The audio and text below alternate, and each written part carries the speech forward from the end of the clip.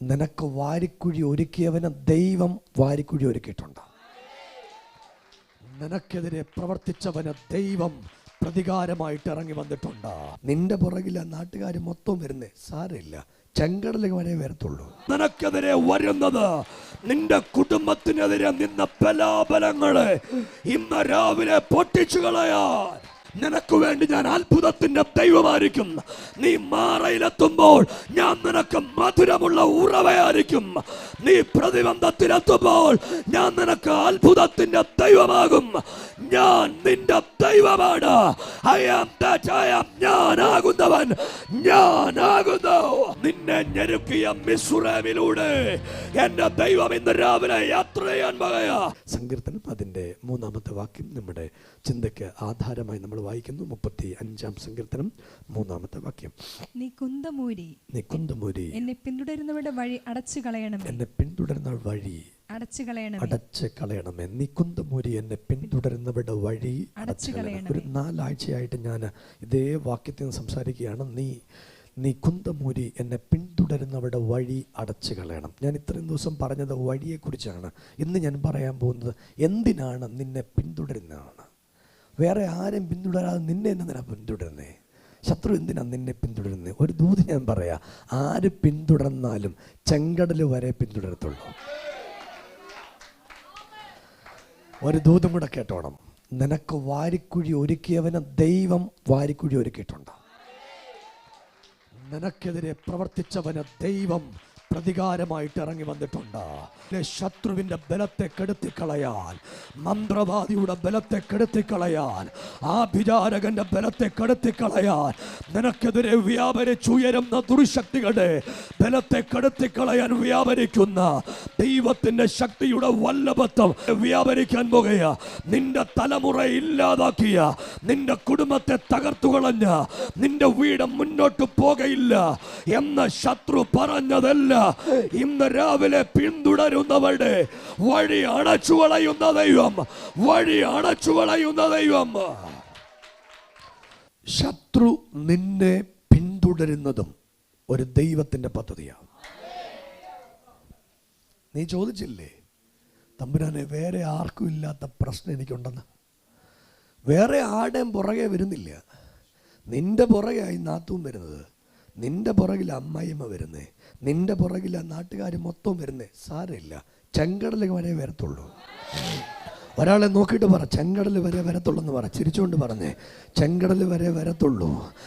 അതെന്നാ? ചെങ്കടലിൽ ദൈവം ഒരു വാഴിക്കുഴി ഒഴുക്കിയിട്ടുണ്ട്. അത് പറവോന് മനസ്സിലായില്ല, ആർക്കും അത് പിടികിട്ടിയിട്ടില്ല. തമ്പുരാൻ ഒരു വാരിക്കുഴി ഒരുക്കിയിട്ടുണ്ട്. ഇന്ന് രാവിലെ നിനക്ക് ജയിക്കാൻ വേണ്ടി, നിന്റെ തലമുറയ്ക്ക് ജയിക്കാൻ വേണ്ടി, നിന്റെ വീടിന് ജയിക്കാൻ വേണ്ടി എന്റെ ദൈവം ഒരു പദ്ധതി ഒരുക്കിയിട്ടുണ്ട്.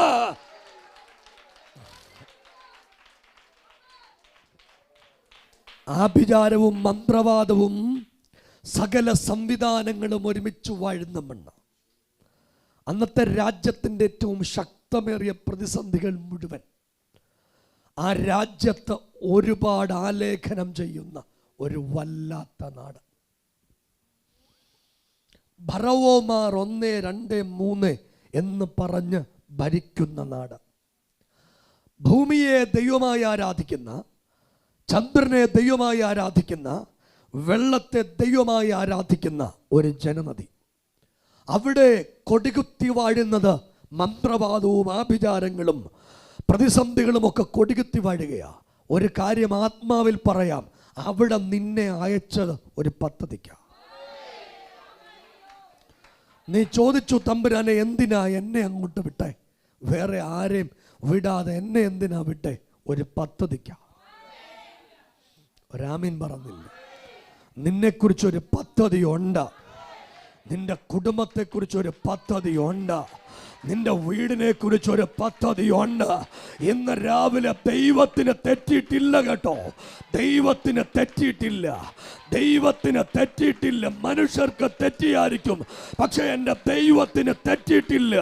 നിന്നെ കുറിച്ച് ദൈവത്തിന് ഒരു പദ്ധതി ഉണ്ട്. ഇന്ന് രാവിലെ നിങ്ങൾക്ക് ഇടയ്ക്ക് തോന്നും കർത്താവിന് തെറ്റിയെന്നില്ല. ദൈവത്തിന് തെറ്റിയിട്ടില്ല. ഈ സ്ഥലത്തേക്ക് ഇസ്രായേൽ മക്കളെ പിടിച്ചോണ്ട് വന്നു. മുഴുവൻ ആളുകളെയും പിടിച്ചോണ്ട് ഇസ്രായേൽ മക്കളെ മുന്നോട്ട് വന്നു. എന്നാ സംഭവിച്ചെന്നറിയാവോ? തമ്പുരാൻ അന്ന് പറഞ്ഞു, ആ ജനത്തെ ഞാൻ സന്ദർശിക്കും. പ്രവചനത്തിൻ്റെ പവറാ. നിങ്ങൾക്ക് വിശ്വാസം ഉണ്ടല്ലേ? നിങ്ങളുടെ സാഹചര്യങ്ങൾ എത്ര മോശമാണെങ്കിലും വിഷമിക്കില്ല, പ്രവചനം വരും. നിന്റെ വീട്ടിൽ പ്രവചനം വരും. ഇവരൊരിക്കലും ഇത് നടക്കുമെന്നൊന്നും വിചാരിച്ചില്ല. സാഹചര്യമൊക്കെ എതിരാണ്, അനുകൂലമല്ല. സാരില്ല, സാരില്ല, അത്ഭുതം വരുന്നുണ്ട്. ഫറവോനൊരിക്കൽ കൽപ്പന പുറപ്പെടുവിച്ചു. കൽപ്പന എങ്ങനെയാണ്? ജനിക്കുന്ന ആൺകുഞ്ഞുങ്ങളെ മുഴുവൻ വെള്ളത്തിൽ, നൈൽ നദിയിൽ എറിഞ്ഞു കൊല്ലണം. നൈൽ അവരുടെ ദൈവമാണ്. നൈൽ അവരുടെ എന്താ മിസ്രൈമിൽ നടന്ന് നിങ്ങൾക്കറിയാമോ? ഒന്നാമത്തെ ബാധയിൽ ദൈവത്തിന് വേണമെങ്കിൽ ഇസ്രായേൽ മക്കളെ വിടുവിക്കാം. വിടുവിച്ചില്ല. അവിടുത്തെ ദൈവങ്ങളുമായിട്ടുള്ള, അവിടുത്തെ പ്രബല ശക്തികളുമായിട്ടുള്ള പൊരിഞ്ഞ പോരാട്ടം നടക്കുക. ഒരാമീൻ പറ. എന്താ നിനക്ക് അടിക്കടി പ്രതിസന്ധി എന്നറിയാവോ? 10ാമത്തെ നിന്റെ വീട്ടിൽ ഒരു വിടുതലായിരിക്കും. കൈ അടിച്ച ആമീൻ പറയാൻ പറ്റുമെങ്കിൽ ആമീൻ പറഞ്ഞോ. 1 മുതൽ 10 വരെ നിനക്കെതിരെ വരുന്നത്, നിന്റെ കുടുംബത്തിനെതിരെ നിന്ന ബലാബലങ്ങളെ ഇന്ന് രാവിലെ പൊട്ടിച്ചു കളയാൻ. 1ാമത്തെ ബാധ കഴിഞ്ഞ് ദൈവം ഫറവോന്റെ ഹൃദയത്തെ കഠിനപ്പെടുത്തി. അതെന്നാ? തമ്പുരാൻ ദൈവത്തിന് ഒന്നാമത് വിടുവിക്കല്ലായിരുന്നോ? ദൈവം ചെയ്തത്, നിനക്കെതിരെ നിൽക്കുന്നത് മുഴുവൻ തകർത്തിട്ടേ വിടുവിക്കത്തുള്ളൂ. വിടുതൽ വരാത്ത എന്നാന്നറിയോ? ഇച്ചൂടെ തകരാനുണ്ട്. ഇന്ന് രാവിലെ ദൈവം അതിൻ്റെ തായ് വേരൂടെ വെട്ടിക്കളഞ്ഞിട്ട് നിന്നെ പുറപ്പെടുവിക്കാൻ പോകുക.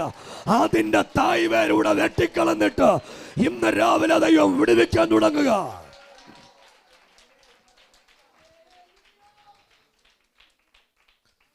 ഈ മോശ ശരിക്കും മിടുക്കനായിരുന്നു കേട്ടോ. ആടിൻ്റെ കൂടെ കൂടി ഇങ്ങനെ ആയിപ്പോയതാ. ആടിൻ്റെ കൂടെ. ആട് മിണ്ടുവോ? ഇല്ല. ആട് മിണ്ടുവോ? ഇല്ല. തൊഴിക്കും, മിണ്ടുന്നില്ല. പോട്ടെ. ഈ ആടിൻ്റെ കൂടെ കൂടിയാണ് ആരിങ്ങനായത്. പക്ഷെ മോശം മിടുക്കനായിരുന്നു, എബ്രായ ലേഖനം പറയുന്നത് അല്ലേ? സമർത്ഥനായിരുന്നു മോശ, സമർത്ഥനായിരുന്നു. പക്ഷെ ഇങ്ങനെ ആയിപ്പോയതാ. ഇതും ഒരു പദ്ധതിയാ. രാമീൻ പറഞ്ഞേ. മോശയെ വിളിക്കാൻ വേണ്ടി ദൈവം വന്നപ്പോൾ മോശ പറഞ്ഞു, എൻ്റെ പൊന്നൊടയോനെ, എനിക്കാണ് മിണ്ടാൻ വയ്യ. മിണ്ടാപ്രാണികളൂടെ നടന്ന് ഇപ്പം മിണ്ടാൻ വയ്യ. ദൈവം പറഞ്ഞു, വിഷമിക്കണ്ട, നിന്റെ നാവ് ഞാൻ തുറക്കും. നിന്റെ നാവിന് കെട്ടുണ്ടെങ്കിൽ ത്വക്കിന് ശക്തി ഞാൻ തരും. നിന്റെ കൈകൾക്ക് അധികാരം തരും. നിന്റെ ശബ്ദത്തിന്മേൽ അധികാരം ഞാൻ തരും. രണ്ട് കാര്യം കൂടെ. ഈ മോശയെ ദൈവം വിളിക്കുമ്പോൾ, മോശയെ വിളിക്കാൻ ദൈവം ഇറങ്ങി വരുമ്പോൾ, ഈ മോശയെ വിളിക്കുമ്പോൾ മോശയ്ക്ക് എത്ര വയസ്സുണ്ട്? മോശയ്ക്ക് എത്ര വയസ്സുണ്ട്? മോശയെ വിളിക്കുമ്പോൾ 80 വയസ്സ്. എവിടെ വെച്ചാ വിളിക്കുന്നത്? ഹോരേബിൽ. എന്ത് കണ്ടോണ്ടാ? തീ കണ്ടോണ്ട. എന്നാ? തീ കണ്ടു. തീ കണ്ടോണ്ടാ വിളിക്കുന്നത്. അപ്പം മോശ തീ കണ്ടപ്പം അടുത്തോട്ട്. ഈ മോശ ഒത്തിരി തീ കണ്ടിട്ടുണ്ട്. പക്ഷെ ഈ തീയുടെ പ്രത്യേകത, കത്തുന്നുണ്ട്, വെന്തു പോകുന്നില്ല. രാമീൻ പറഞ്ഞില്ല. എന്നാ? കത്തുന്നുണ്ട്, വെന്തു പോകുന്നില്ല. ഇതൊരു അത്ഭുതമാണ്. ഈ തീക്ക് നിന്നെ വിളിക്കാൻ കപ്പാസിറ്റി ഉണ്ട്. ഈ തീക്ക് ജോസഫെ വിളിക്കാൻ കപ്പാസിറ്റി ഉള്ള തീയായതാ. നിക്ക്. ഈ തീക്കകത്തുനിന്ന് ഒരാൾ സംസാരിച്ചിട്ട് പറഞ്ഞു, നീ നിൽക്കുന്ന സ്ഥലം വിശുദ്ധ ഭൂമിയാകയാൽ കാലിൽ നിന്ന് ചെരുപ്പ് അഴിച്ചു കളക. എന്നിട്ട് മോശയോട് ചോദിച്ചു, കൈ ഇരിക്കുന്ന എന്നാന്ന് ചോദിച്ചു. മോശ പറഞ്ഞു, എന്നാ? അതുവരെ കണ്ടത് വടി. ദൈവം ഇറങ്ങിയപ്പോൾ കണ്ടത് പാമ്പ്. നിങ്ങൾ ആമീൻ പറഞ്ഞില്ല?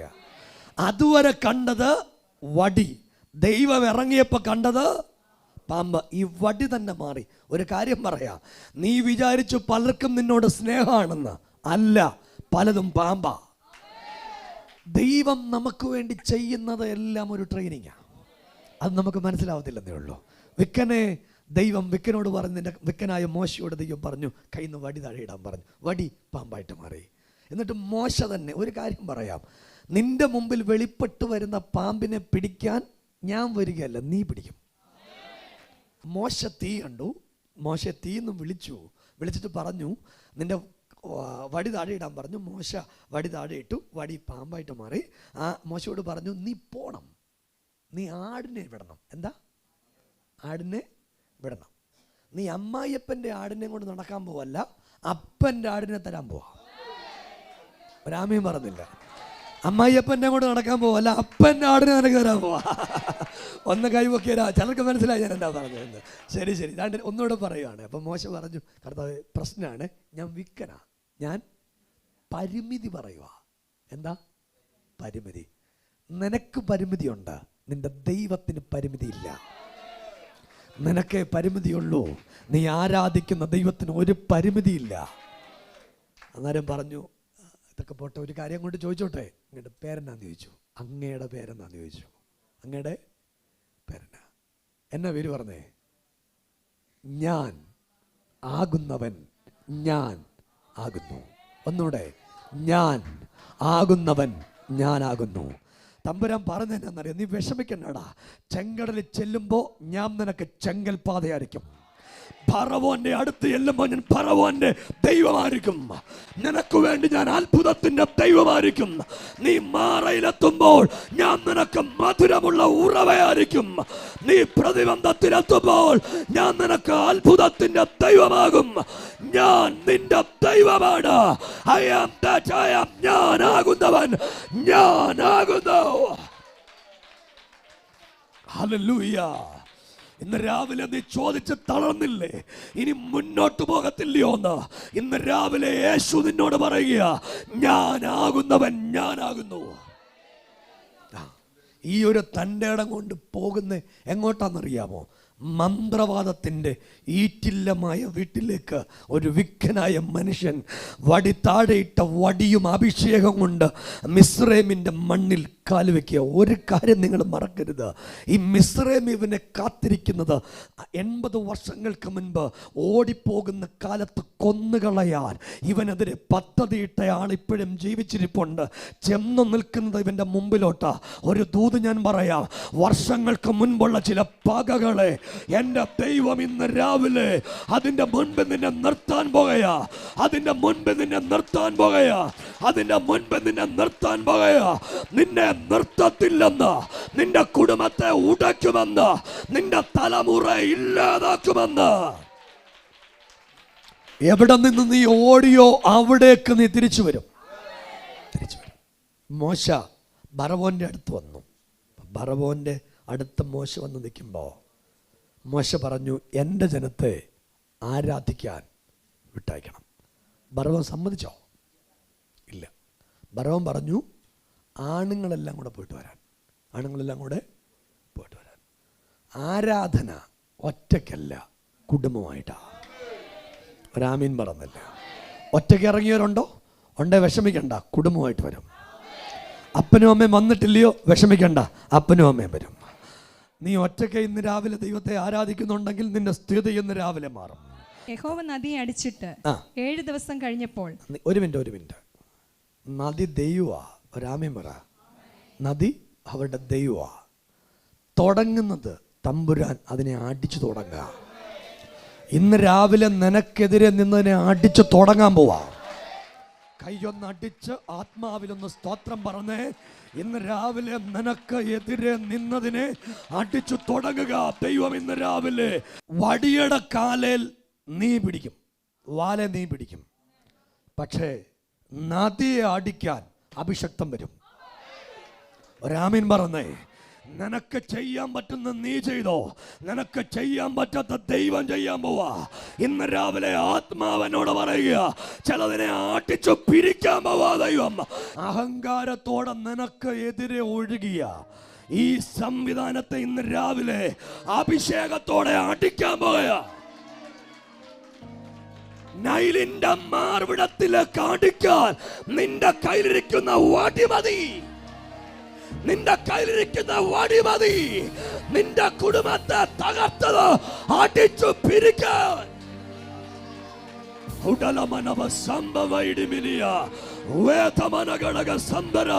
നിന്റെ വഴി തടഞ്ഞതാ. കൈയൊന്ന് ഉയർത്തി ഒരു ആമീൻ പറഞ്ഞേ. ഞാൻ ഈ രാവിലെ പ്രാർത്ഥിക്കുമ്പോൾ പരിശുദ്ധാത്മാവിനോട് പറഞ്ഞു, 1 മുതൽ 10 ബാധ വരെ അവിടുത്തെ ബലാബലത്തെ ദൈവം അടിച്ചു പുറത്താക്കുക. എന്നിട്ട് ദൈവം മോശയ്ക്കും ഇസ്രായേൽ മക്കൾക്കും തെളിയിച്ചു, എടാ ഇതിനേക്കാളും പവറാ എനിക്കുള്ളതെന്നാ. കയ്യൊന്ന് പൊക്കി ഒരു ആമീൻ പറ. നിന്റെ വീട്ടിൽ ചില തെളിയാൻ പോകുകയാ, നിന്റെ കുടുംബത്തിന് തെളിയാൻ പോകുകയാ. ഇതിനേക്കാളും പവറാ ദൈവത്തിനെന്താ, ഇതിനേക്കാളും പവറാ ദൈവത്തിനെന്താ, ഇതിനേക്കാളും പവറാ ദൈവത്തിനെന്താ. ഹല്ലേലൂയ. ഒരു വാക്കൂടെ കേൾക്കണേ, ഒരു വാക്കൂടെ മോളെ. മോശ നദി അടിച്ചു. വായിക്കാം. മോശയും അഹരോനും യഹോവ കൽപ്പിച്ചതുപോലെ ചെയ്തു. അവന് ഫറവോന്റെയും അവന്റെ ഭൃത്യന്മാരെയും മുൻപാകെ വടി ഓങ്ങി നദിയിലുള്ള വെള്ളത്തിൽ അടിച്ചു. നദിയിലുള്ള വെള്ളമൊക്കെയും രക്തമായി തീർന്നു. രാമീം പറ.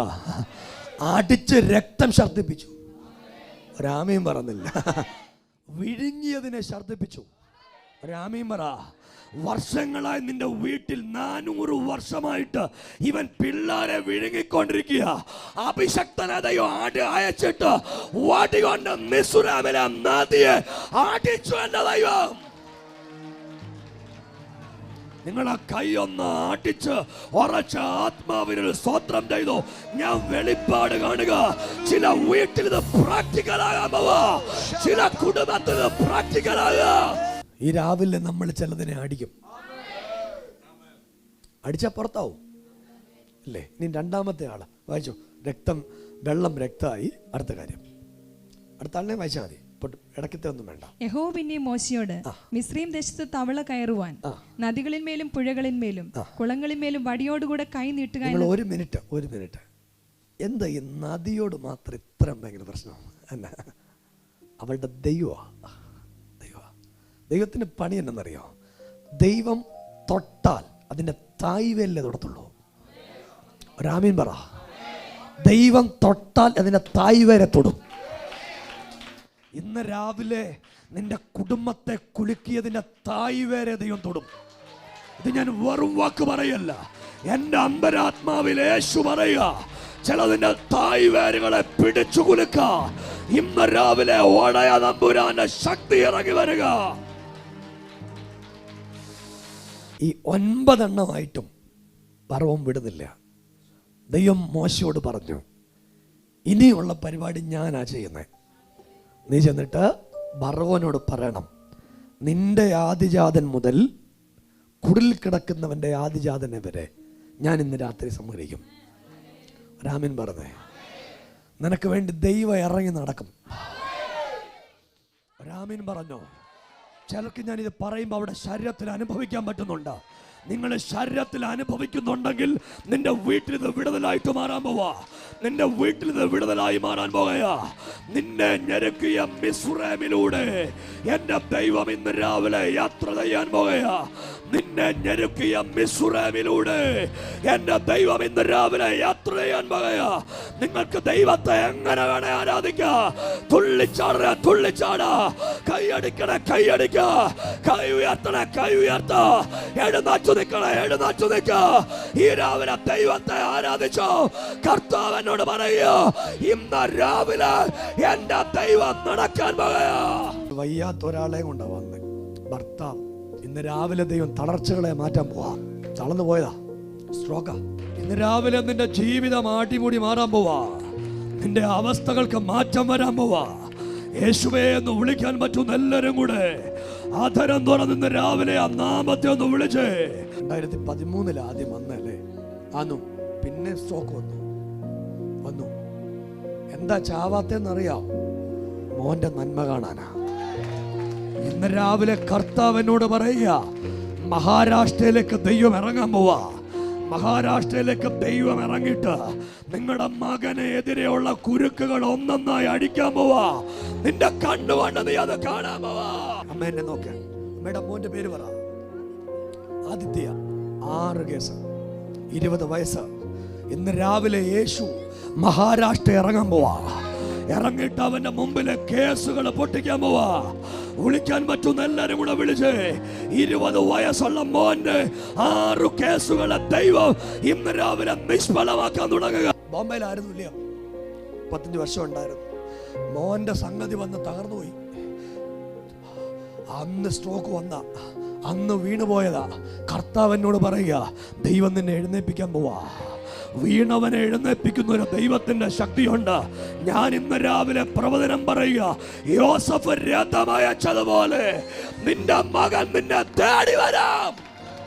അമ്മേ, ആദിത്യക്ക് വേണ്ടി ഒരുപാട് കരഞ്ഞു, ഒരുപാട്. എല്ലാരും കൂടെ വിളിച്ച യേശുവേ എന്ന് വിളിക്കാൻ പറ്റുന്ന എല്ലാരും കൂടെ യേശുവേ എന്ന് വിളിച്ച് ഈ അമ്മ ഉള്ളുരുകി കരയുക കേട്ടോ. ഇന്ന് രാവിലെ ഇതിനകത്ത് ഇറങ്ങി നിൽക്കുന്ന ഒരു മഹത്വമുണ്ട്. എന്നോട് ദൈവം പറയുക, നിന്റെ മോന്റെ കേസു ദൈവം ഇല്ലാതാക്കും. നിന്റെ മോന്റെ ജയില് ദൈവം തുറക്കും. അവൻ അത്ഭുതമായി വരും. അവനൊരു സുവിശേഷകനാകും.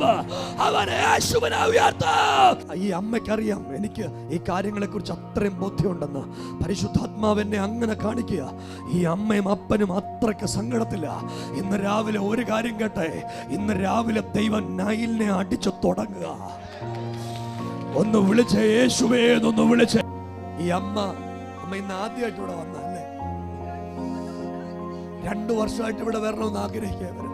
മഹാരാഷ്ട്രയിൽ അവരുടെ മകൻ പ്രശ്നത്തില. നാളെ കോട്ടയ്ക്ക്, തിങ്കളാഴ്ച കോട്ട കേസ് വരാൻ പോകും. 14-ാം തീയതി കോട്ട കേസ് വരുക. ഈ അമ്മയ്ക്ക് എന്നെ അറിയത്തില്ല, എനിക്ക് ഈ അമ്മ അറിയത്തില്ല, ഈ മുരളിച്ചേട്ടനെ എനിക്ക് അറിയത്തില്ല. 20 വയസ്സുള്ള ആദിത്യക്ക് വേണ്ടി നമ്മൾ പ്രാർത്ഥിക്കാൻ പോവാം. 20 വയസ്സുള്ള മോനെതിരെ 6 കേസാ ഉള്ളേ. അവര് മഹാരാഷ്ട്രയിൽ നിന്ന് ഇവിടെ ആദ്യമായിട്ട് ആരാധനയ്ക്ക് വന്നു. നമ്മളൊന്ന് പ്രാർത്ഥിക്കാൻ പോവാ.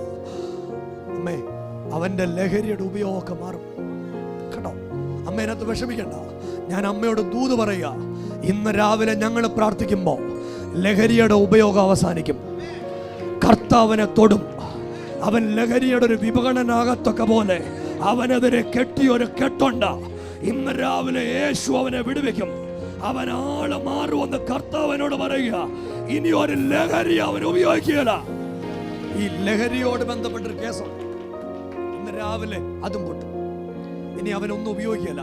20 വയസ്സുള്ള മോന് ഈ അമ്മയോട് ഭയങ്കര സ്നേഹമായിരുന്നു.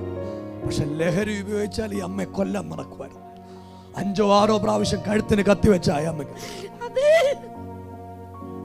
നമ്മുടെ ഇന്ത്യയിലെ ഒത്തിരി ചെറുപ്പക്കാർ ഇതുപോലെ ലഹരിക്ക് അടിമകളായിട്ടുണ്ട്. നിങ്ങൾക്കറിയാമോ, 1000-ഓളം ചെറുപ്പക്കാർ എൻ്റെ കൂടെ ഉണ്ട്. നിങ്ങൾ ഇവനെ കണ്ടോ? ഇവൻ ഇതുപോലെ ലഹരി ഉപയോഗിച്ച് ആത്മഹത്യ ചെയ്യാൻ പോയതാ. 34 വയസ്സുണ്ട്. ശ്രീകാന്ത് കല്യാണമൊന്നും കഴിച്ചിട്ടില്ല. അവന്റെ അമ്മ എനിക്ക് കൊണ്ടുതന്ന ദൈവത്തിന്റെ കൃപയാൽ ഇന്നൊരു ലഹരി ഉപയോഗിക്കുന്നില്ല. ഇതുപോലെ 1000കണക്കിന് ചെറുപ്പക്കാരൻ്റെ കൂടെ ഉണ്ട്. ഇവർ താമസിക്കുന്ന എൻ്റെ കൂടെ, ഇവരൊക്കെ നിൽക്കുന്ന എൻ്റെ കൂടെ. എനിക്ക് ഈ ആദ്യത്തെക്കുറിച്ച് കേട്ടപ്പോൾ മനസ്സിൽ ഭയങ്കര, ഞാൻ അവിടെ നിന്ന് പ്രസംഗിച്ചുകൊണ്ടിരിക്കുമ്പം എന്നോട് ദൈവം പറഞ്ഞ്, ഈ അമ്മ തളർന്നൊരച്ഛനെയും കൊണ്ട് ഇവിടെ വന്നിട്ടുള്ളേ. കർത്താവിനോട് പറഞ്ഞ്, ഈ അമ്മയുടെ മകൻ ഇതുപോലെ ലഹരി ഉപയോഗിച്ച് 6 കേസിന് അടിമയായിട്ട് മഹാരാഷ്ട്രയിൽ കഴിയുക. ഇന്ന് രാവിലെ യേശു വിടുവിക്കുമെന്ന് ദൈവനോട് പറഞ്ഞ ഞങ്ങളെല്ലാം കൂടെ പ്രാർത്ഥിക്കുക. അമ്മയുടെ മകൻ ആദിത്യ വിടുവിക്കപ്പെടും. ഞാൻ അമ്മയോടൊരു പ്രവചനം പറയുക. ആദിത്യ ബൈബിൾ എടുക്കും. ആദിത്യ ഇവിടെ വരും. അവൻ ഇവിടെ വരും. ഇവിടെ വന്ന് യേശുവിന്റെ നാമത്തെ ഉയർത്തും. നിങ്ങൾക്കറിയാമോ, ഈ മുരളിച്ചേട്ടൻ അവന്റെ വാർത്ത കേട്ട ആദ്യത്തെ ദിവസം തളർന്നു പോയതാ. ഇന്ന് രാവിലെ യേശു ഈ ചേട്ടനെ എഴുന്നേൽപ്പിക്കും. എല്ലാവരും കൂടെ യേശുവേ എന്നൊന്ന് വിളിച്ച് ആ നാമത്തെ ഒന്ന് ഉയർത്താൻ പറ്റുന്ന എല്ലാവരും കൂടെ യേശുവേ എന്നുറക്കി ഒന്ന് വിളിക്കാൻ പറ്റുന്ന എല്ലാവരും കൂടെ യേശുവേ എന്നുറക്കി ഒന്ന് വിളിച്ച്